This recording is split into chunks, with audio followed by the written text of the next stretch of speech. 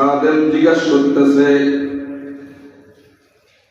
আল্লাহ গোলাম নবীর উম্মত, মাত্র তুমি খানকার ভিতরে প্রবেশ করলা, আমি তোমাকে নজর রাখছিলাম, বসলা, আর 1 মিনিটও দেরি করলা না।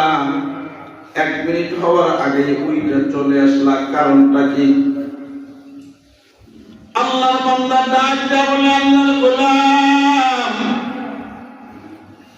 আমি যার জন্য এসেছিলাম, যে জিনিসটার জন্য এসেছিলাম, এটা আমি পেয়ে গেছি, যার কারণে সময় নষ্ট করতেছি না। 17 বছরের খাদেম ডাক দেয়া বলে, এ আল্লাহর গোলাম, কি এমন পাইলা?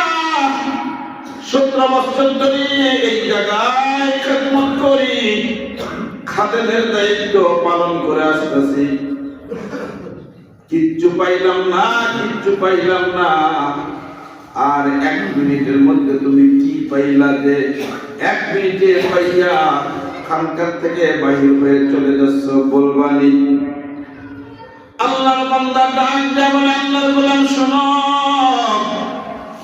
আমি যে জিনিসটা পেয়েছি, যে জিনিসটা চাইছিলাম, সেটা আমি পেয়ে গেছি, যার কারণে আমল করতে আমার এখানে সময় নষ্ট না করিয়া এটার উপর পুরা জিন্দেগীর আমল চালিয়ে যাব, আল্লাহ মাফ করে দিবেন। তাহলে বলো কি পাইলা?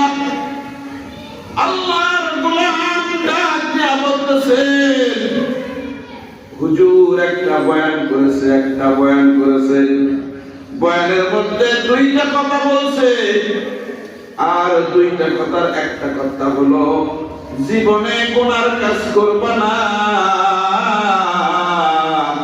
নেকের কাজ ছেড়ে দিবা না। আউলিয়ারা কারে বা ইখতিয়ার, জাহেলারা কারে দুনিয়া ইখতিয়ার।